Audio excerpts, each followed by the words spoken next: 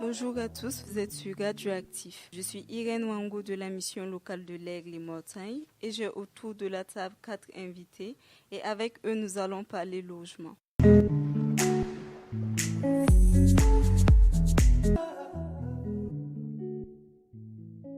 Il s'agit de Geoffrey Cornu, Alexia Chabot, Elisa Petit et Maëva Rollin.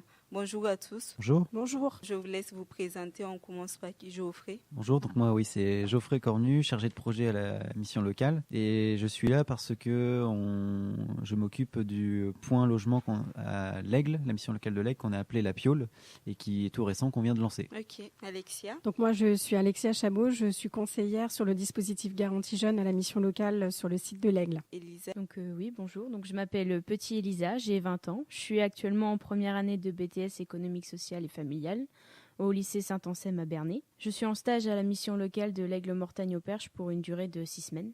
D'accord. Et Maëva.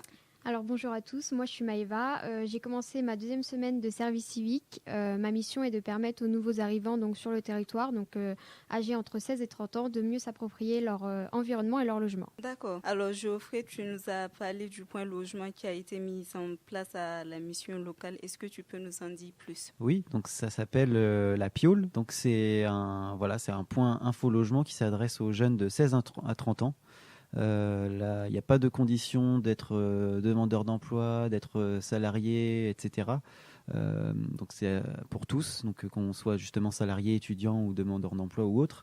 Et le but, c'est d'accueillir tous les jeunes qui ont un projet de logement autonome, c'est-à-dire qui vont rechercher un logement et qui ont besoin d'un coup de pouce pour soit être informés sur leurs recherches, soit déclencher des aides ou des droits qu'ils peuvent avoir. Donc on s'occupe de tout ça.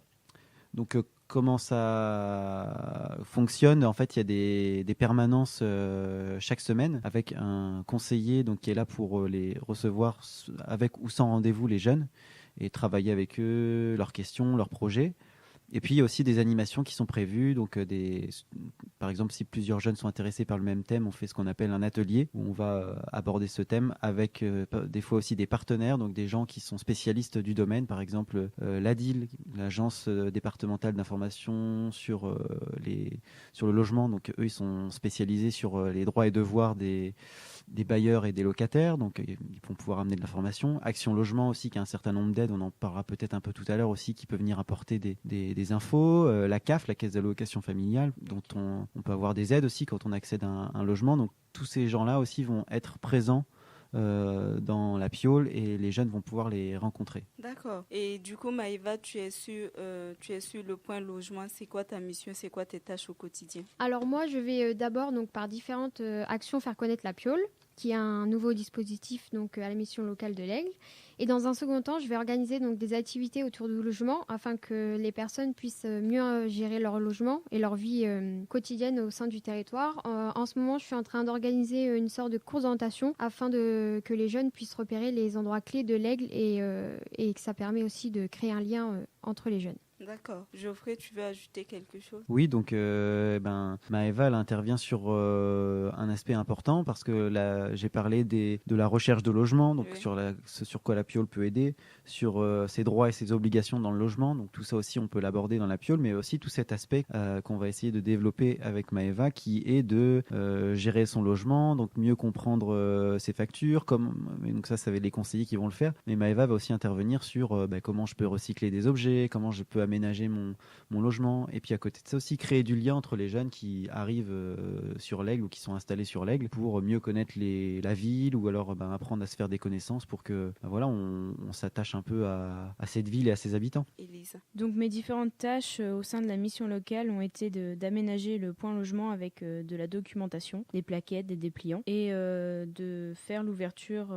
du point logement avec l'atelier sur la fabrication des produits d'entretien. D'accord. Et tu nous as préparé préparé une chronique sur la gestion des factures. Oui, donc je vais commencer ma chronique avec comment économiser de l'énergie et de réduire sa facture. Donc il y a différentes façons d'économiser de l'énergie et de réduire sa facture. Donc à savoir changer son comportement en limitant sa consommation d'énergie. Donc éteindre les lumières lorsqu'on quitte une pièce, les appareils, car elles consomment aussi en étant en veille. Profiter des énergies renouvelables qui permettent de faire des économies d'énergie en prenant en compte l'écologie et l'environnement. Économiser l'eau, prendre des douches plutôt que des bains.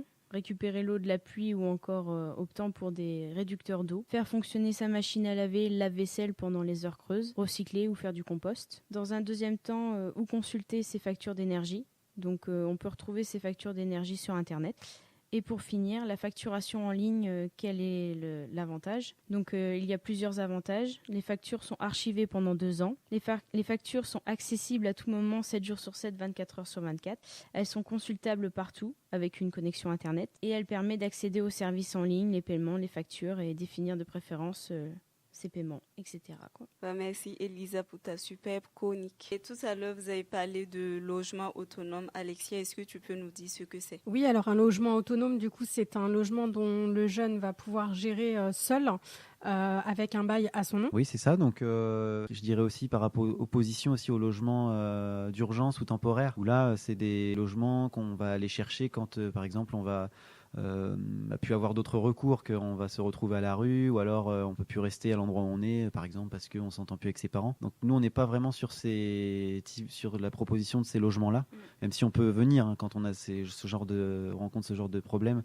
On peut venir en parler à la mission locale, bien évidemment. Mais là, on est vraiment plus sur construire un projet de logement autonome. Donc voilà, parce que j'ai un peu de ressources et puis je veux m'installer dans un appartement ou une maison, etc. Et tu nous as parlé tout à l'heure aussi de certaines structures sur lesquelles on peut se renseigner sur le logement. Est-ce que tu pourrais développer ? Oui, j'ai parlé évidemment de la caisse d'allocation familiale.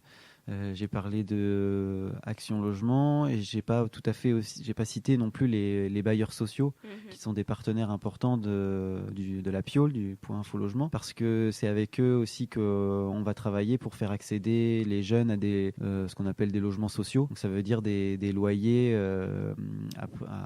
des loyers réduits pour accéder à des logements autonomes. Donc c'est important de travailler avec eux pour des jeunes qui peuvent vouloir accéder à un premier logement. Comment est-ce qu'on peut être aidé sur la recherche de logement, Alexia ?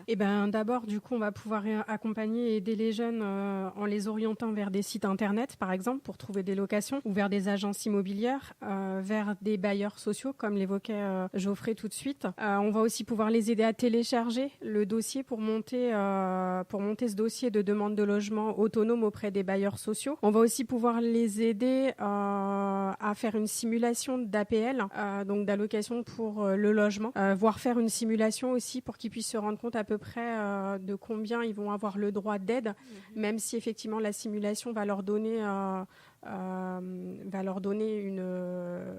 une aide approximative, mais il faudra effectivement monter le dossier. Donc on peut aussi les aider à monter ce dossier. Ok, d'accord. Et je rappelle... oui, vas-y, Geoffrey. Non, c'était juste pour ajouter que, à travers ce que dit Alexia aussi, ce qu'il faut retenir, c'est que ça peut paraître compliqué tout ça, mais si vous avez des questions, la Piole, c'est vraiment la porte d'entrée pour aller vers tous ces dispositifs et tous ces partenaires, et qu'à travers le travail qu'on peut faire pour essayer d'acquérir son logement, pour essayer de gérer son budget, on va aussi travailler sur des compétences et donc gagner en autonomie. Donc ça, c'est très important, et ça n'empêche pas en parallèle aussi de travailler sur sa recherche d'emploi, etc. Donc ça, c'est aussi quelque chose d'important. D'accord. Et j'ajouterais aussi, vite fait, que c'est aussi pour ça qu'on proposait ce service en lien avec le logement. C'est parce que il y a aussi beaucoup d'entreprises qui recherchent des salariés, et ils ont du mal à trouver des jeunes, et aussi des jeunes qui peuvent trouver un logement sur l'Aigle. Donc c'est pour ça aussi on a voulu proposer ce service-là, et également l'ouvrir à des jeunes salariés de ces entreprises-là qui pourraient, comme tout à chacun, comme tout jeune, rencontrer des difficultés dans la gestion de son logement, ou alors des fins de mois difficiles, etc. Okay. Donc c'est pour ça qu'on propose ça aussi. D'accord. Et je rappelle qu'Alexia est conseillère garantie jeune et tu es sûrement amenée à répondre à des questions sur le logement. Et est-ce que tu peux nous dire quelles sont les questions les plus récurrentes? Alors oui, effectivement. Alors parfois les jeunes cherchent à savoir quelles ressources il faut pour pouvoir prendre un logement. Ils se posent aussi des questions sur ce que c'est que la location pour le logement. Ils cherchent aussi à savoir où est-ce qu'on va pouvoir trouver l'information sur un logement autonome, où est-ce qu'on va pouvoir, vers quel partenaire en tous les cas on va pouvoir s'adresser. Ils ont aussi besoin de savoir quel papier il va falloir donner pour monter un dossier pour pouvoir prétendre à un logement autonome. Les questions aussi qui peuvent revenir, c'est au niveau de l'assurance par exemple. Est-ce que l'assurance habitation elle est obligatoire? Donc plein de questions autour du logement autonome. Est-ce que c'est possible d'avoir un logement quand on n'a pas de garant, Geoffrey? Et si oui, comment ça se fait? Oui, maintenant, c'est possible en fait parce qu'il existe des aides pour ça. Donc, par exemple, il y a Action Logement qui propose le VISAL. Qu'est-ce que c'est? C'est tout simplement une garantie aux impayés de loyer. Donc, au lieu d'avoir un garant, par exemple, où on va vous demander vos parents qui se portent garant, c'est Action Logement qui se porte garant à travers ce VISAL, qui est un document que vous allez pouvoir présenter au bailleur. Et donc, c'est hyper sécurisant pour le bailleur et donc ça facilite les recherches de logement, quoi. Parce que ça sécurise tout le monde, le locataire et le bailleur. Alexia, comment choisit-on son logement? Du coup, déjà en amont, il va falloir avoir travaillé le budget pour pouvoir se rendre compte de quel type de logement on va pouvoir prendre. On va aussi le choisir en fonction du nombre de personnes qui vont habiter dans ce logement. À savoir s'il y a des enfants, si c'est un couple ou une personne seule. Les animaux aussi, si on a des animaux ou pas, est-ce qu'on prend un appartement, est-ce qu'on prend une maison? Et puis le métrage carré aussi est important en fonction du nombre de personnes qui vont être présentes dans le logement. D'accord. J'ai épuisé toutes mes questions. Je ne sais pas si quelqu'un a quelque chose à ajouter. Non, on va vous remercier pour cette émission. Merci à vous pour votre participation. Et merci à vous, chers auditeurs. Nous sommes à la fin de notre émission. À très bientôt. Au revoir. Au revoir. Au revoir.